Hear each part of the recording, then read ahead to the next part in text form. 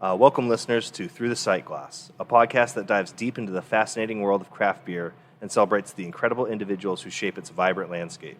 Join us on a journey where we explore the nuances of this amazing industry and the remarkable people who contribute to its richness and diversity. And today, we have the pleasure of sitting down with Danielle at Earthbound Beer. Thank you for making time for us. We appreciate it so much. Yeah, thank you. Oh, of course. And for giving us the spooky tour. Yes. We'll talk about that later, but that was awesome. Anytime. I know I just kind of introduced you, but can you introduce yourself and kind of talk about what you do here, your role? Well, a little bit of everything. So technically, I'm the head brewer here at Earthbound, but we're a very small production team, so canning line, washing kegs. I haven't bartended in a long time, but that's how I got started here. Sometimes I do the occasional tour, and I also run our social media. Very nice. Wow. Yeah. So literally everything. A little bit. Yeah. Nice. Yeah. Okay. That's I amazing. dabble. Yeah. I dabble. Very Well, nice. So where do you call home? Currently St. Louis. Yeah. Before that, I grew up in southwest Missouri, super small town in between Joplin and Springfield. Very rural, so this is the big city to me. This is as far as I've gotten. I've almost gotten out of Missouri, but not quite. Not you know? quite. Yeah. Right on the edge. Yes. Right on the But edge. congrats. Sometimes rural Yeah. people, they never leave. So I know, yeah. St. Louis, like I said earlier, is a sticky place. Yeah, it really is. So what did you do growing up? Did you have siblings, big family, friends? Interests? I have a sister that is 10 years younger than me, so that was a surprise. I was an only child for a solid 10 years, and I love her. She's 24 now. Okay. And so we're like just now kind of starting to become friends in the last couple of years, whereas before I felt more like parental. Yeah, that 10-year age gap Yeah. can do. My half siblings are the same. They're like Yeah. probably 9-10 years younger than Yeah. us. Yeah. Which originally, like when you start out, you're like, I'm your parent, but now it's like, we're Friends. both old enough, and it's been really great. She might be moving to St. Louis next year, which I'm super excited Yeah. about. Oh, nice. Okay. But yeah, super small town, so like played a lot of sports. That was the thing to do.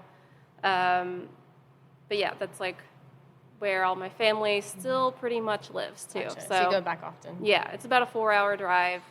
Gotcha. A nice little retreat from the city because they're very out in sticks, and people sit on the front porch and just hang out. And Oh, Love nice. it. So like a slower time. For slower sure. life. Good. yeah, Yeah, definitely a retreat from the big city. yeah, it's a That's nice little break. We're actually going down there for Labor Day weekend, Okay. so that'll be nice. Oh, fun. Heck Very yes. cool. Nice. So after high school, what did you do? So I went to Missouri State. I Your realize shirt? I'm wearing Yeah. that shirt today. I went to Missouri State. I got a degree in Parks and Recreation, Okay. which was the most fun degree to have. I'm like sure. we would go kayaking and like caving and hiking for class, which I was like, this is awesome. Yeah, for sure. That's amazing. And then I got an internship with Missouri State Parks in Jeff City and didn't really like it. I had like a desk job. So you weren't like Wasn't- out on the field as much? No, I was like doing event planning, but it was more at the desk kind of stuff. Okay. And I was looking for something totally different.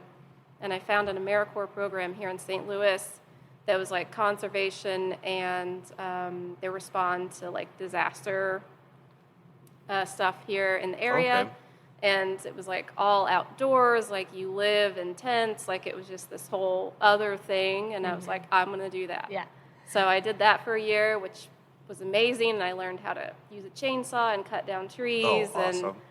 And we did prescribed burns. And Wow. yeah, you were just living outside basically during the week. And then you'd come home to St. Louis for the weekends and met so many wonderful people that I'm still friends with today. And so after that, I was still unsure what I wanted to do. I thought about doing a second year with the program. And then a friend was like, well, I did this thing called a New Zealand working holiday. And I was like, I've always wanted to go to New Zealand. And another friend was like, me too. So we did that instead. Oh my gosh, We how went long to did New you Zealand go? for 1 year. Oh So my you got a gosh. working holiday visa. You got to go for 1 year.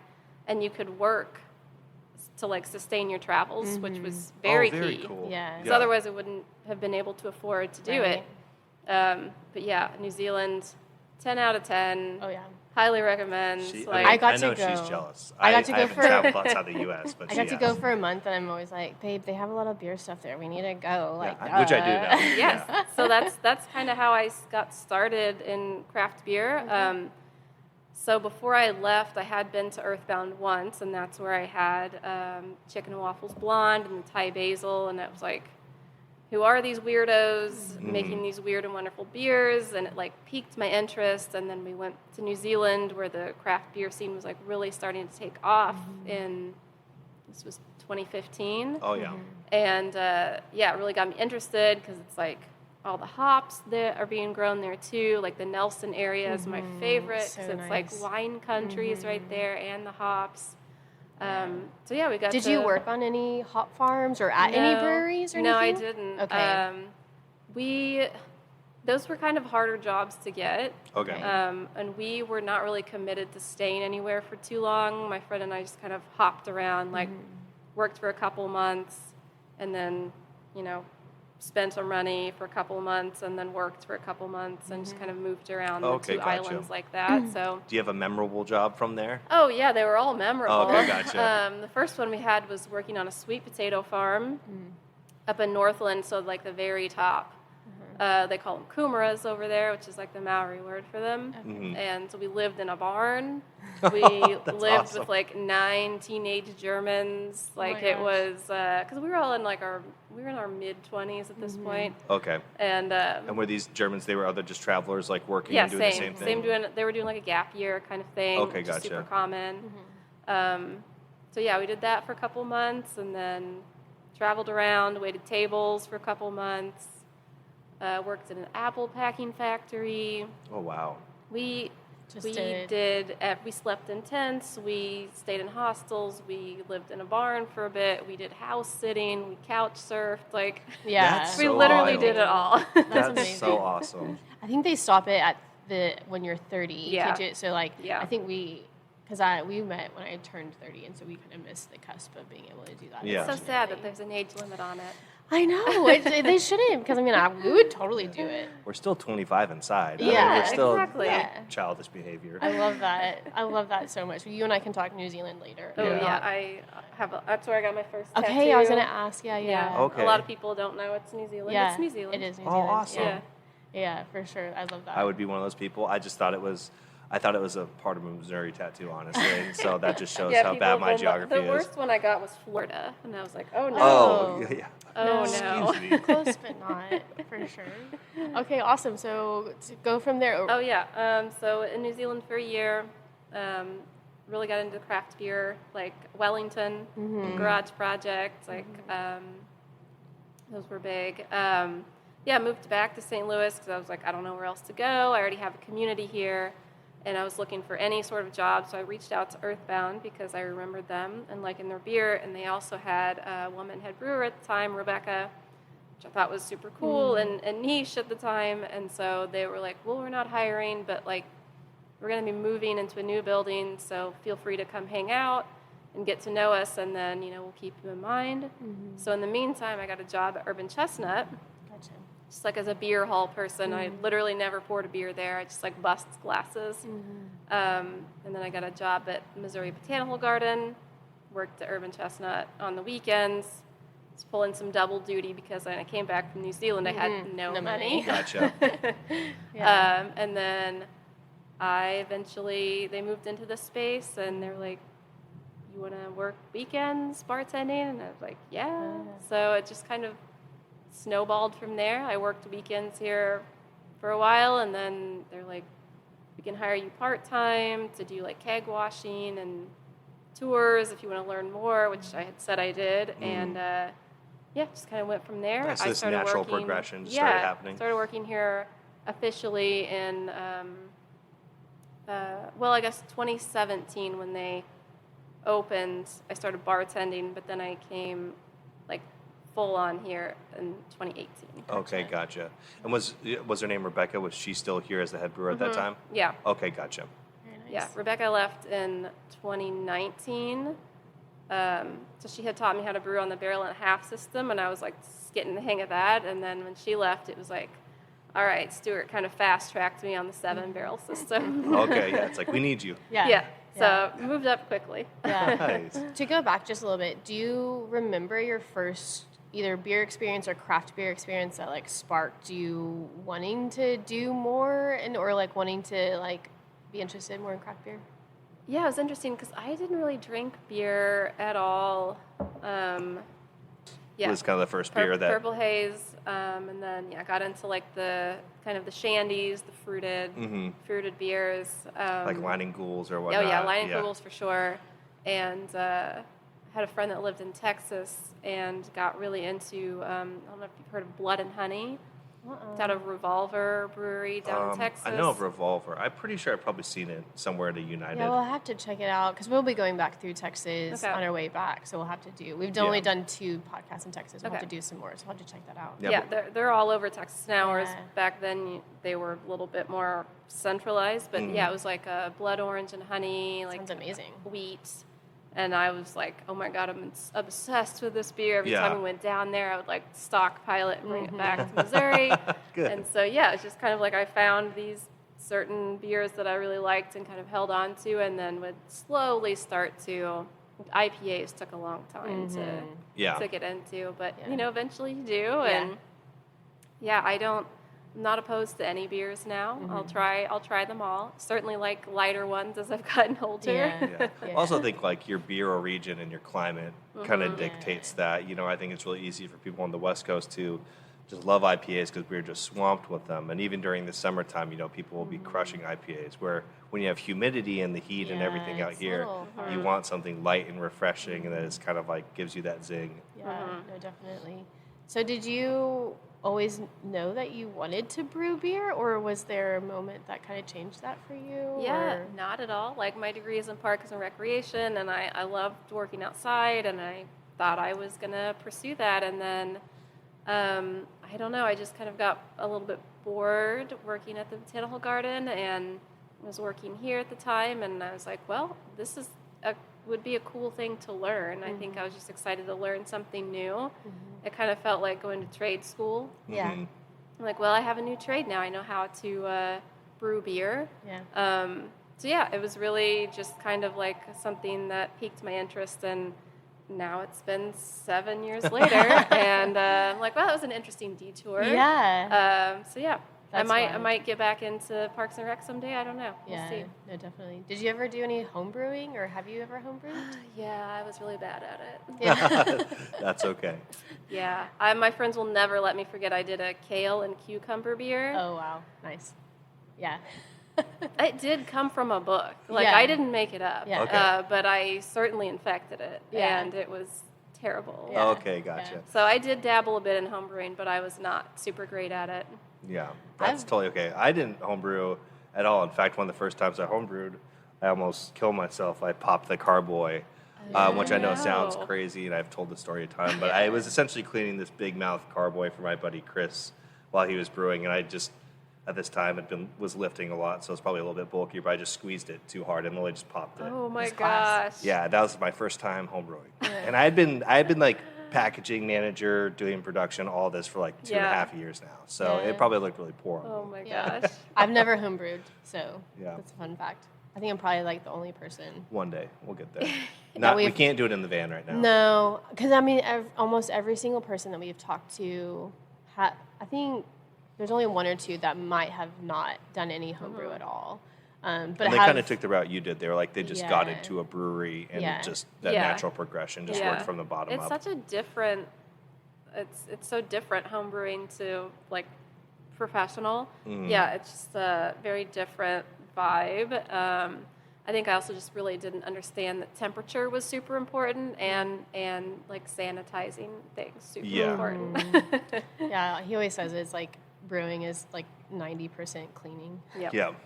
So much cleaning. Yeah, all the best brewers make sure that every gasket, every seal is clean and spotless. Yeah, it is a chore for sure. Yeah. Definitely. Okay, so you've been working here for 7 years. Yep. Tell us a little bit about some of your journey of working here, like some of the things that you've done or you're proud of. Yeah, so like I said, I started out bartending on the weekends and then expressed interest in learning more. So they like started me off with keg washing, and then I helped on the canning line a bit. And then eventually the barrel and a half system, which was absolutely terrifying at first. Yeah. So I was just like, how do you remember all of this? Like what goes where, which levers to open? And I definitely messed up a few things here and there. That's all part of the learning experience. And then, kind of got a bit fast-tracked on the 7-barrel, which was also really scary to me at the time because it's huge, It's not big in the brewing world, but, 220 gallons is still a lot. Yeah. So that took me a while to get comfortable with, but then now it's just, like, so routine. I feel like I could do it in my sleep. Yeah.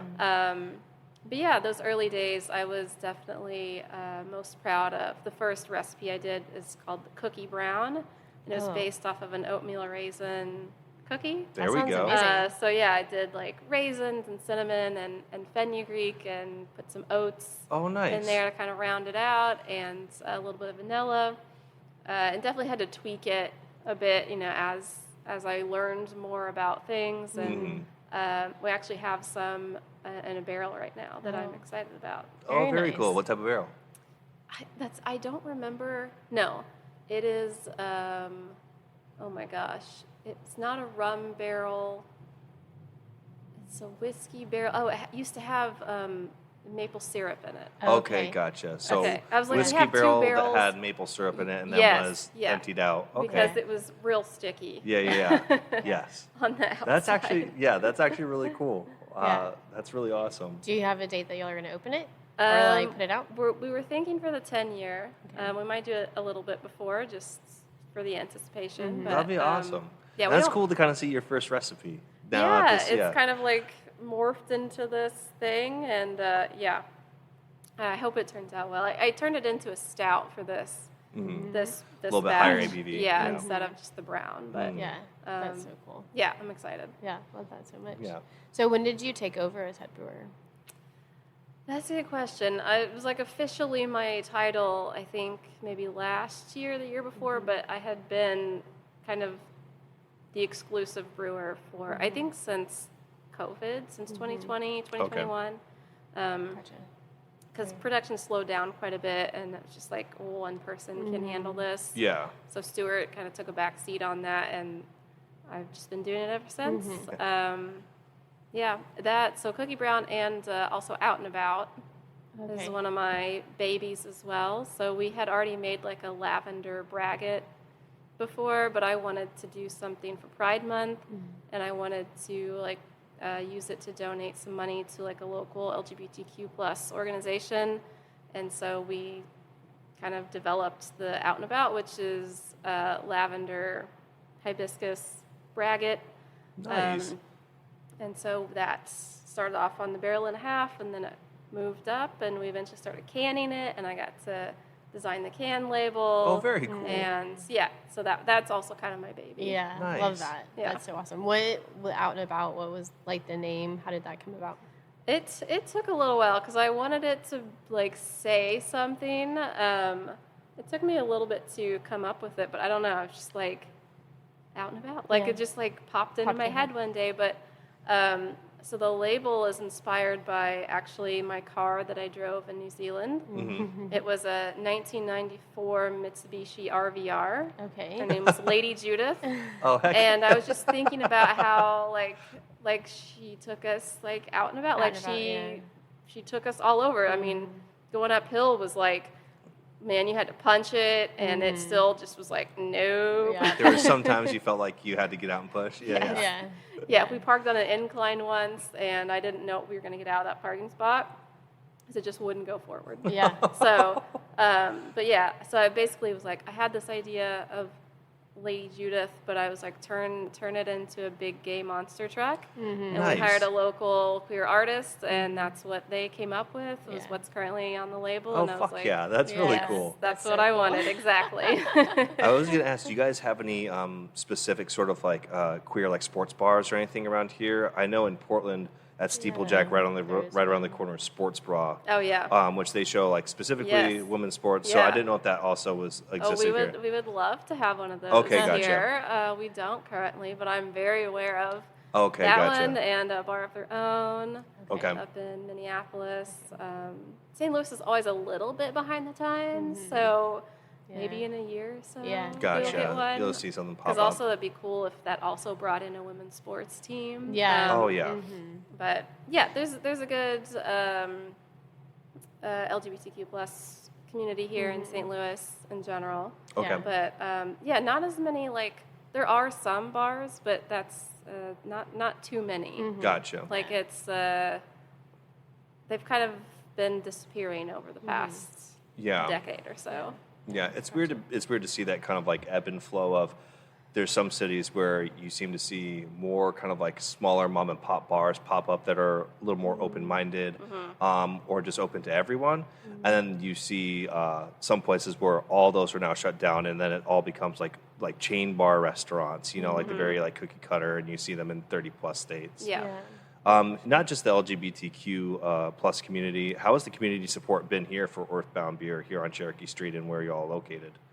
It's been pretty good. I Okay. mean, we Good. certainly developed a clientele in the early days just because we were like so weird, and like that was just not what anybody else was doing at the time. Like, oh my gosh, before let's see, they made a beer out of red hot riplets. I don't know if you are familiar with those. It's a very St. Louis specific spicy chip.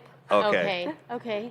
We made Now a beer. I have to go find some. I know They're too spicy for me because I'm a baby. Hold on, But those red hot riplets. red hot riplets. Okay. Yeah. We'll go find some. If you go to Blue City Deli, Okay. get a good sandwich. They definitely have red hot riplets there. But made a beer out of red hot riplets. Made a Provel beer, which you familiar with Provel? I'm not. No. So that is a St. Louis specific cheese. Oh yes. Okay. Now I That's remember. on the Emo's Pizza. Yes. It's like Okay. a blend. I'm not from St. Louis, so it's fine if I get it wrong. But Yeah, it's like yeah. a blend of like provolone and Yes. something. I forgot. I totally forgot about that. Yeah. There's Yeah. definitely an. Did y'all ever do one like? Is it cookie butter or? Butter cookies, isn't that Oh, a big gooey thing? butter cake. Gooey butter cake, Yes. that's what it is. Gooey butter cake. I remember moving here and there was like very specific like foods at St. Louis and like Yes, the toasted ravioli. Yeah. Yeah. There was like people when I moved here, they like told me that there I was these like know. Very specific cool, things. okay. So funny. Yeah. Yeah. I love it. It's cool and quirky. Yeah. It's Yeah, it's everywhere. great. Yeah. So we kind of immediately became known for the weird beers, and so that got a following. We were also very like politically involved and stuff, and had a lot of opinions about things, which we still do. So definitely, people either like kind of love us or they really don't like us. Yeah. And but yeah, I feel like people got a good following, and we try to be as involved in the community as possible and use the space for community events, and you know, we kind of try to use beer as a catalyst for different projects in the community and for bringing people together and bringing awareness to certain things Yeah. too. It seems like you guys have done a good job with like a very positive influencing business to have a voice and show that in a positive light. And also everybody loves drinking for a cause. I don't Yeah. think that there's anybody that you're like, oh, hey, we have this fundraiser. And then people are like, okay, well, what do I have to do? Well, you just buy beer and drink it. And Right. it's like, okay, perfect. I'm Yeah. in. Game on. Yeah, we try to do at least once a month, like a happy hour fundraiser for different nonprofits. Oh, very cool. We have one actually on Thursday for Street Med STL. So they go out and provide like medical care to the unhoused population in St. Louis. Oh, okay, And gotcha. So yeah, we're doing a little fundraiser for them on Thursday, and yeah, we just try to be as involved as possible and let people use our space for various things. We're like the headquarters of the Democratic Socialist Party here. Yes. So yeah. Yeah, there you go. So with that, like when did you, for Pink Boots, what got you into like being a part of that community? Can you tell us a little bit about that here, what it looks like? Yeah. Because we haven't heard anyone else outside of really Oregon that's been a part of Pink Boots. So what is Unless it it's look on like social media, Yeah, you'll see Instagram people yeah. post about the different Pink Boots chapters. Yeah. Yeah, so Rebecca was part of Pink Boots, and that's how I got involved. So that was, I think I joined in 2018, and yeah, just a great group of people because we get together every couple of months, and there's always like a little socializing first, like happy hour kind of deal, and then there's always an educational aspect to it as well. So they're always bringing someone in to learn about something. Like the last one we had was about cider. Oh, nice. And so I got to learn all about cider, which I really didn't know a lot about. And now that it's open to all fermentations, it's not just beer. That's been something we've been mindful of too, is like talking to folks in like the spirits industry. Yeah. We're trying to get some winery folks in, and but it's also like we'll talk about social media and kind of because it's all sorts of people. It's behind the bar. It's folks in sales. All of that. Yeah, it's not just specified. It's not just production. Yeah. But yeah, I love my little Pink Boots chapter here in St. Louis. We definitely dwindled during the pandemic, but we're like trying to pick back up again. But we just had a little float trip last month. Yeah, down at Piney River Brewery, and one of the owners at Piney River is a woman, and she hooked us up. She was awesome. She gave us a tour, gave us some beers, and let us stay in their farmhouse. And it's just like such a wonderful community and a way to make great connections. Yeah. I'm always promoting Pink Boots. Yeah, love that so much. Awesome. It's cool to hear it outside of the Pacific Northwest as well. So I know it was, but like we just hadn't met anyone yet, so it's great. Yeah, because it's like such a male-dominated industry that it's nice to have like your little like, oh, you're out there too. Okay. Yeah. I see you. You can see somebody that actually relates to you. Yeah, for sure. So I wanted to kind of dive more into Earthbound itself. Like you're one of the head brewers. Can you tell us a little bit about those who opened the space and why they opened it and how they landed on St. Louis and kind of some background? Yeah, so Jeff and Stuart are the current owners. They both grew up in Oklahoma, went to college together, both separately moved up here and then kind of reconnected. And Stuart was actually an environmental lawyer, and that's how he met Rebecca. And then they kind of all just connected and wanted to start something, kind of wanted to be their own bosses. And Stuart was a home brewer.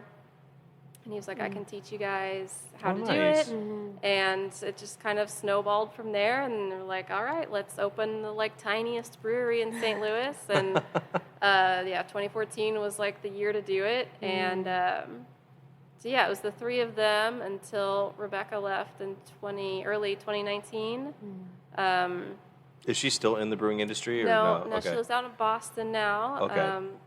I'm actually going on vacation with her and her husband and another couple in a couple weeks. Nice. We're going to Provincetown. Yeah, love that. Okay, very cool. So we're still connected. But when she left, then we also had Robin who joined in as an owner. He is actually from Portland. And he moved back to Portland, but he did all of our artwork in here. Okay. He does all of our can labels for the most part. So at one point there were four owners, and then 3, and then 2. So we're currently at 2. Okay. But nice. Nobody had a background in beer. Like it was all just learn as you go, kind of DIY stuff as far as very brewing grassroots. And construction, and like Robin's dad is an electrician, so he did all of our not all of it, but did some of our electric work here, and just kind of everybody brought something different to the table. And and then I joined in the mix at some point, but I'm not an owner. I'm just a brewer. Just here making the great beer. Just doing the beer stuff. Do you know about the name, how they came up with the name? Yes. So the name, I actually didn't know this for a long time. It's from the video game. Oh, okay. There's a video game called Earthbound. Okay. That Jeff and Stuart both had the ringtone on their phone. Okay. Like, they're also, like, nerds. Yeah. Like, this is a very nerd-safe space, involved in, like, D&D and all that stuff, too. We have D&D on We do Wednesday. D&D. Yeah. So we are very nerd-positive, nerd-pro. Yeah. I didn't know it was a game. That's awesome. Yes. That's very cool. It's a video game. I've never played it. But we have a beer called Fuzzy Pickles, and apparently that's like a character name. Okay. Okay, from gotcha. Earthbound. So there are like some little nods here and there. Gotcha. But yeah, people definitely ask. Well, I thought it was because he was an environmental That would make sense. lawyer. Yeah, Is yeah. what I thought. I was like, Earthbound, like that makes Yeah. sense. Like, but Nope. Video It is game. Video game. love it. Yeah. That's okay. And how did they decide on like doing more funky beers or like more like non-traditional or adding in those ingredients? You know, like how that started? So some of the stuff is like Stuart is because he is a nerd. Some of it is like historical, like Gruits. He's really into Gruits, and so no one else was really doing that. And so he was just like, let's do herbs instead of hops and different beers. So that's how like Dead Druid King came up. Like he read about these ancient Bavarian tomb findings that it was like a dark wheat beer made with oak leaves, and he was like, yeah, I want to do that. I wanna do that, and yeah. so.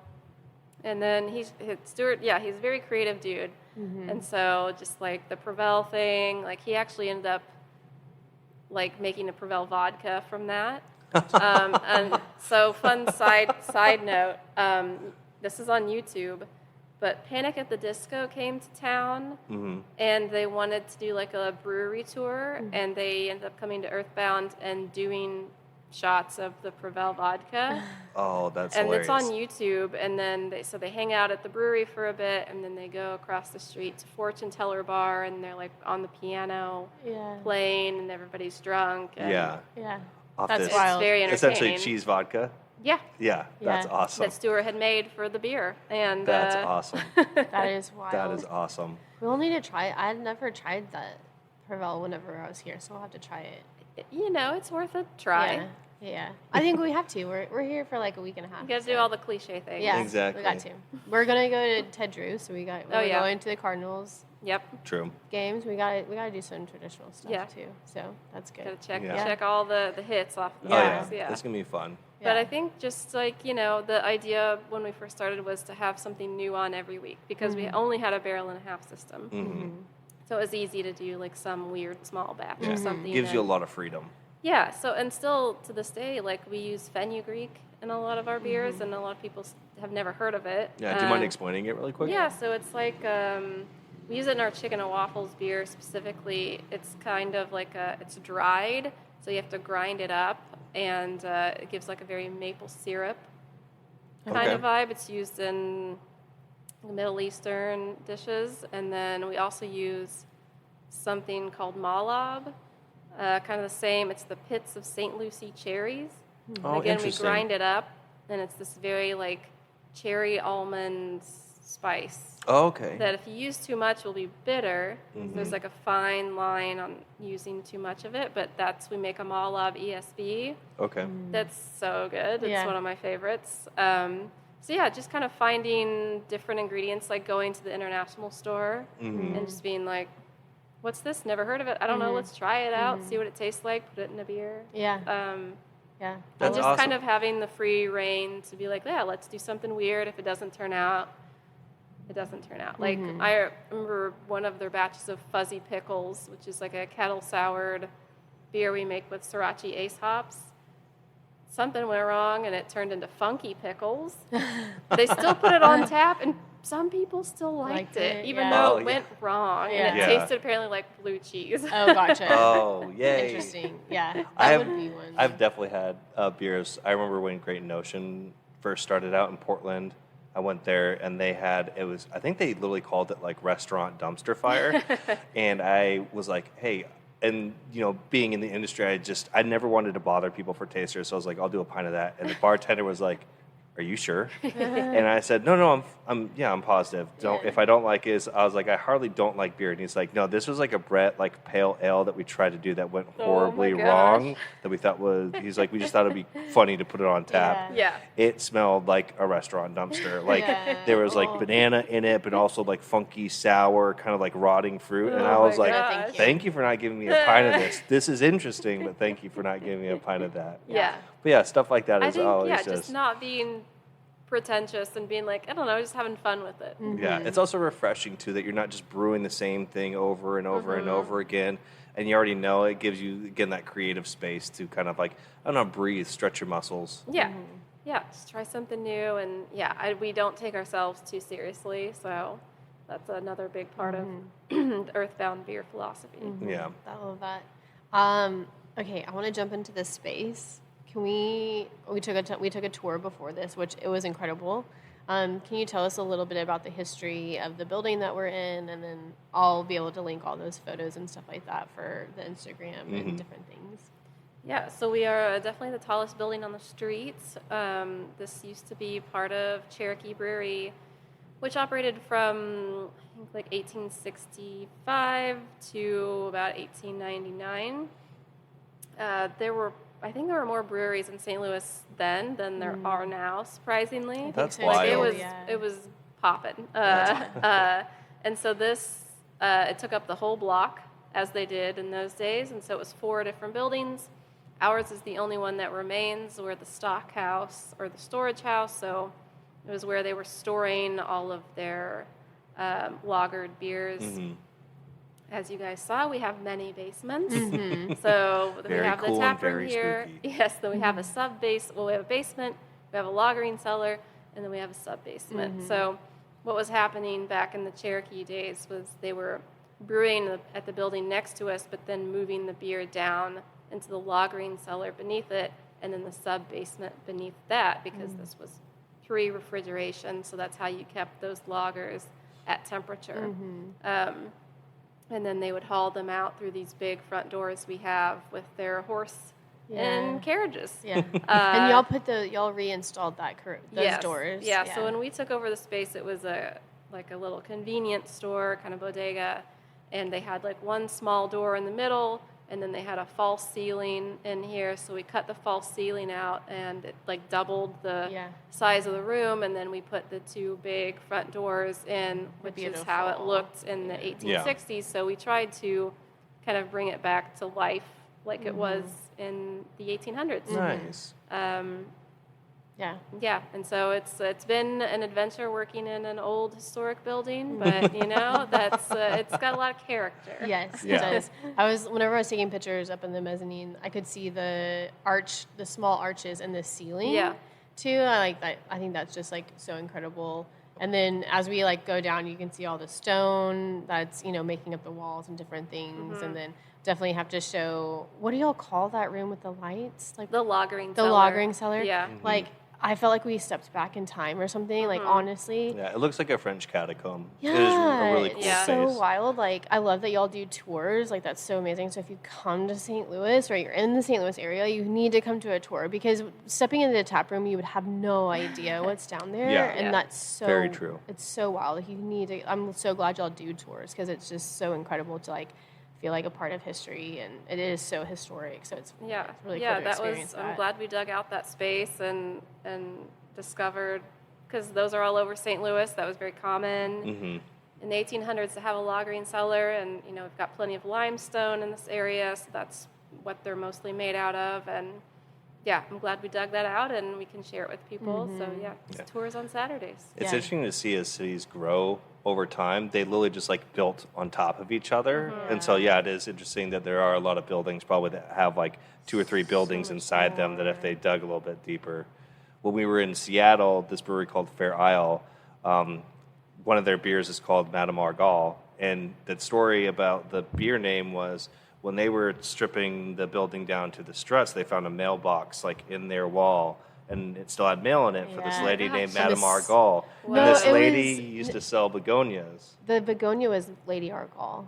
Oh, Lady Argall. Yeah. Gotcha.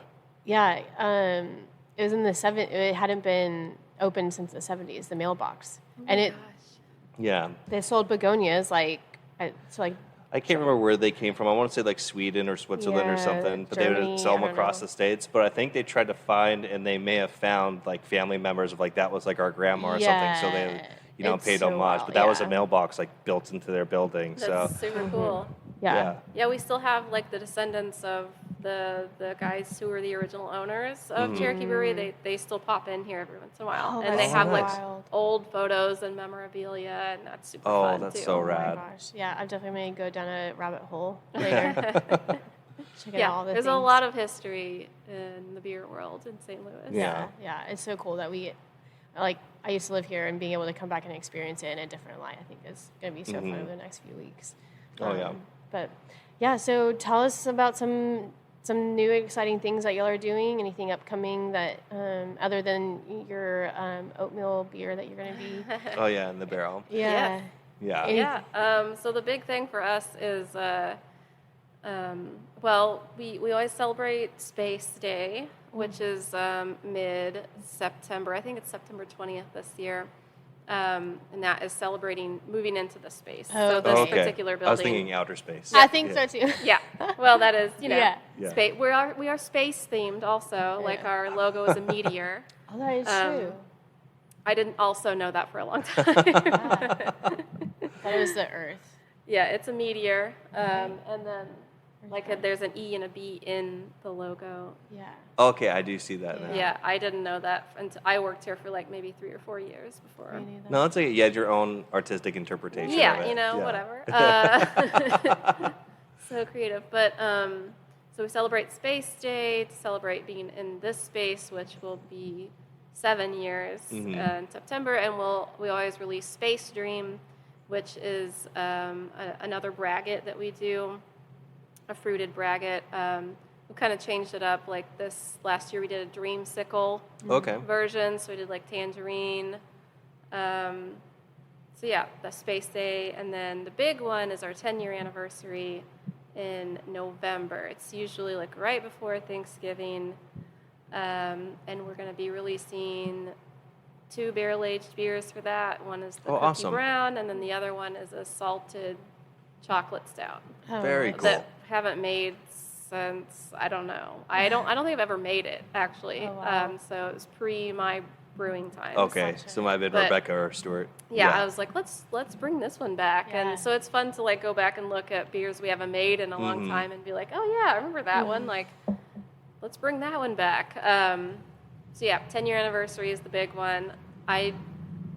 We've like just started making some plans on that, so nothing is concrete. But yeah, hoping to bring some people out and have some fun beers on, and just kind of toast the fact that we have somehow managed to survive for 10 years. Yeah. No, yeah, just the resilience. I think also shows, you know, the community and the following you've built is really supportive and healthy, which is great. Like having that very sustainable and consistent.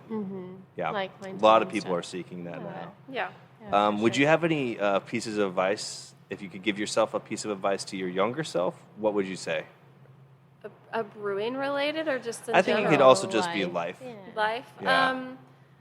I think one is to not try to take things too seriously, and because I think especially right out of college, you're like very hyper focused on finding something in your degree field, and you know there's a lot of room for play in that. Like kind of see what sparks your interest, or if there's an opportunity that presents itself, go for it and see what happens. And you know, like I've been here for 7 years. That was not part of my plan at all, but it's been great, and I don't have any regrets about it. I've met some really wonderful people and learned a lot of things in the process.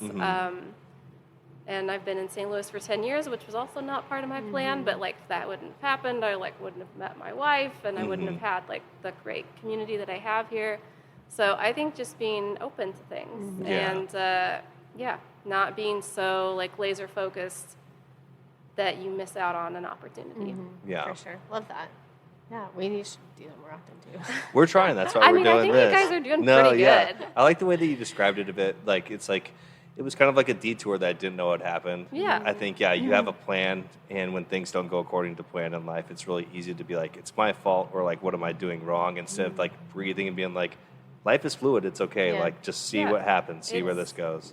You know, you don't have to, if you don't like something, you don't have to stay. Yeah. Because like my idea was like I wanted to move out west and like work in a national park or a forest or something, and that just wasn't going to happen for me anytime soon. And so I kind of just had to redirect a little bit.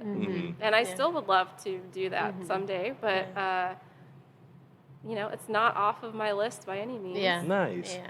Yeah. Good. Well, if you ever You come seem out, very happy and content where you're at, which is, Yeah. I think, is what a lot of people are searching for. Yeah. And so, good. Yeah, it's the little things. Everybody be more like Danielle, please. Yes. Yes. We are all trying to get there. I'm always a little bit more happy when I have a beer in my beer. hand. Oh, Also. true. Yeah. That is helpful. Yeah, always helpful. Yeah.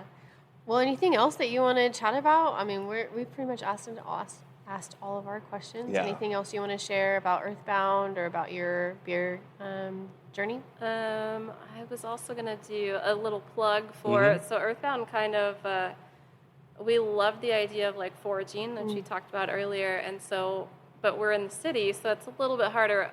But I wanted to give a shout out to Scratch Brewing because that was kind of a big inspiration behind Earthbound. Oh, nice. So I don't know Okay. if you guys have heard of them.